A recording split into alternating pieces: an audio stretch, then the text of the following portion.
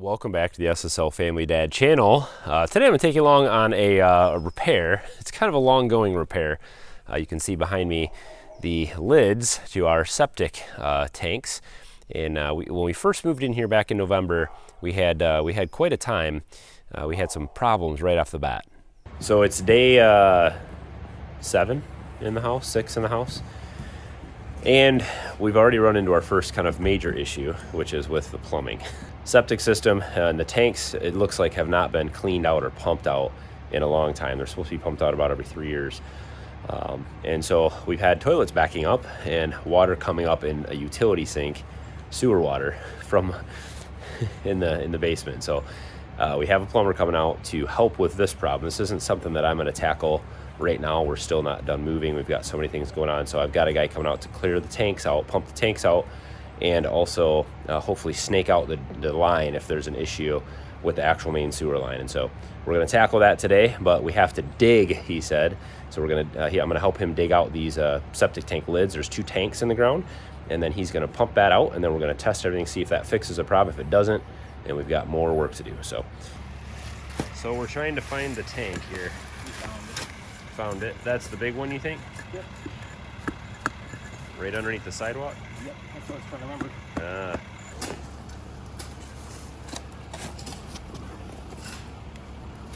Almost there? Oh, there's another wire. Butt up against right now. It's at the normal level, so the field is taking the water. Okay. So in the future, when I get done here, since that lid's junk, if you have like a piece of some boards or like a patio stone to sit on top for the time being, I don't know what the heck they were.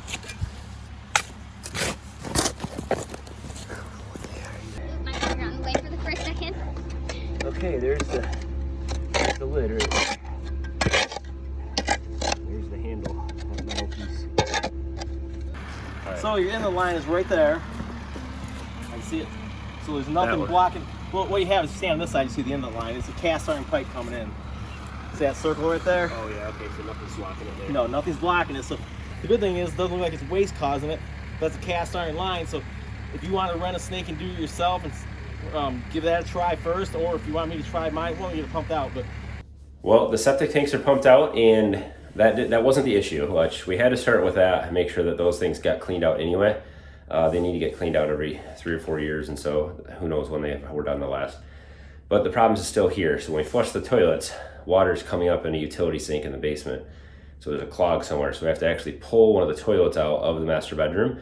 And then I'm pulling this toilet out while he's finishing up outside. And then he's gonna run a snake through here for me. I just don't have time to go rent one and deal with all that today. So he's gonna take care of it. Here's like, let's just, yeah. Probably. Oh. Just cut this out. It's heavy, it's full of water. Well, yeah. Okay.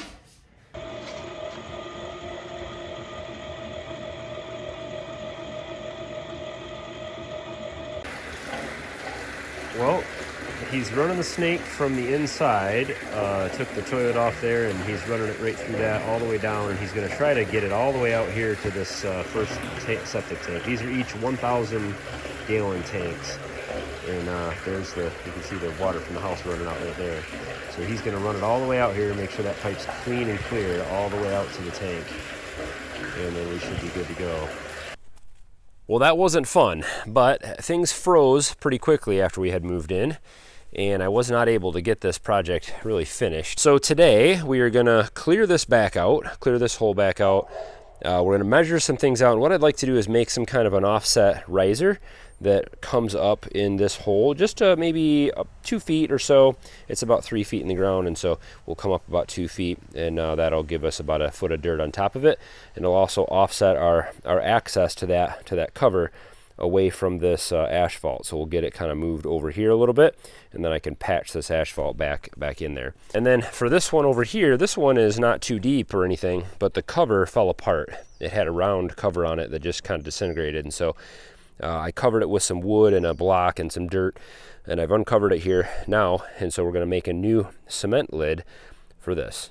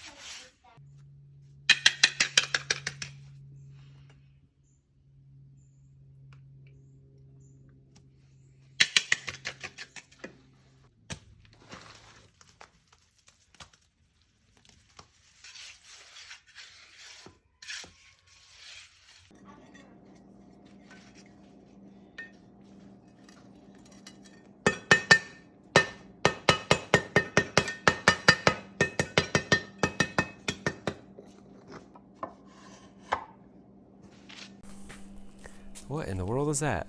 It's porridge for Hobo Bob. Who's I got a Hobo? whole bucket. Who's Hobo Bob? Yeah. Me? Yeah. Great. Gonna eat up. Maybe later. Okay, so basically what I have here is an oversized concrete square that I made out of just a box and then filled it up with Quickcrete. In the middle, I just put that little eye hook with a bracket underneath there. Hopefully that'll help to hold it in the cement. I had some pieces of rebar laying around that I found when I was just cleaning up around the house when we moved in, and so I just threw that in there. Hopefully that'll keep it from cracking and that on the edges.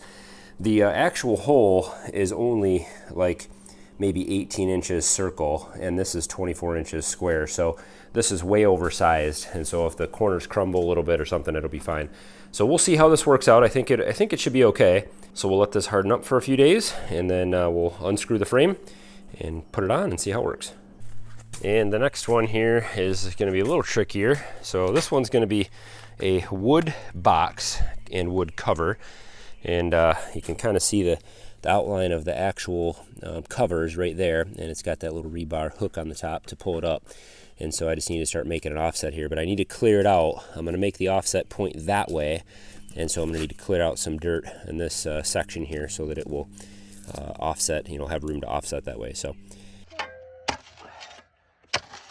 I believe you. Let's make it 16.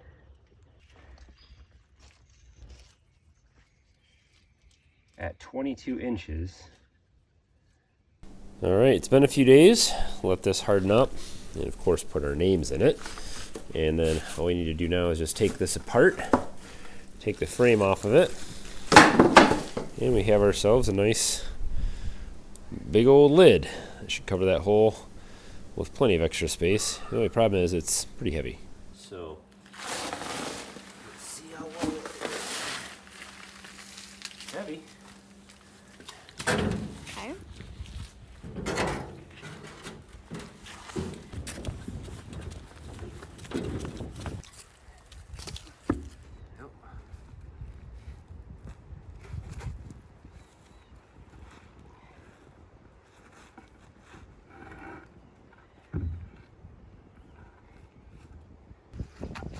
That's good. There we go. Nice. Yep, that was it. Just this corner.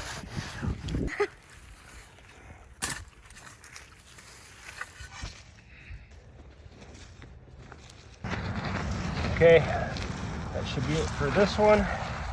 So we have the measurements for the hole that we want to box in, which is 16 by 20 inches. And then looking at it from a side view, so the 20-inch side here and the 16-inch side going back that way, we want it to slant up about this offset, about 12 inches.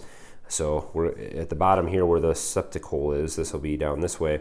And then when we get to the top, which is about 18 inches up, we want it to be a 12-inch offset. So what that means, we can do some math. I won't go through all of it, but Pythagorean theorem. So a squared plus b squared equals c squared. We have that as 21.5. We can then use some trigonometry here to figure out the actual angle here of 56 degrees. So we use sine, we get the 56 degrees for this angle, and then we can subtract that from 90 degrees, which we know this total is, and then we get this angle right here, which is 34 degrees.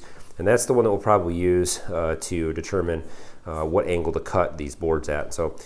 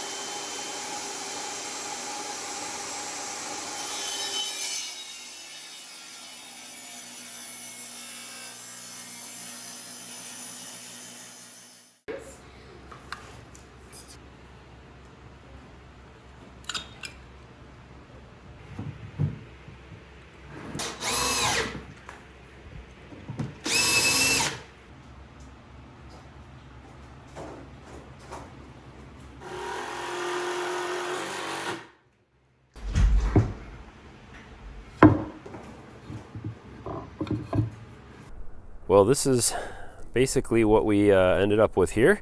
And actually I think it turned out pretty good. I think it's gonna work well in here. So I'm using this roofing tar, or roofing caulk, to seal up just a lot of these gaps. In between all these boards, I have this caulk in there. This stuff doesn't really dry, so it will remain, it'll help to seal this up. It won't crack or dry out or anything like that. And so I'm not trying to prevent every bit of water from getting in here, but I do want to, just try to keep it.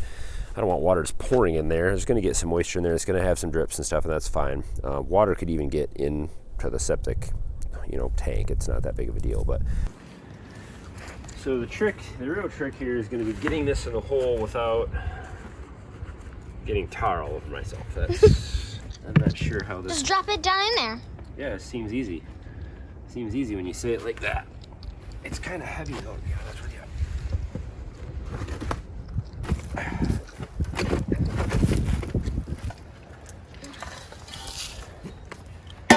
Where do I need to get it in? It's over here, I think. Whoa! Oh gosh. Okay, we're good, Dad. Yeah? You're just gonna have to cut that out. Summer. Okay, turn the camera off. You're not even. What I'm gonna do is I'm gonna put some tar underneath the bottom edge of it in here. All right, and that's what it looks like. So we'll still be able to get a hook in there and grab the lid of the actual tank. It's a cement lid in there, and pull it out through this hole. So we'll just put the access panel on the top, and it'll only be covered by 6-8 inches of dirt, and this will make it a lot easier to get to next time around. And also it offsets it enough where I can put this sidewalk back here and patch this in, and we won't have to do that again. So this also is disconnected. It's actually filled with dirt, and I don't believe any water is draining out of that.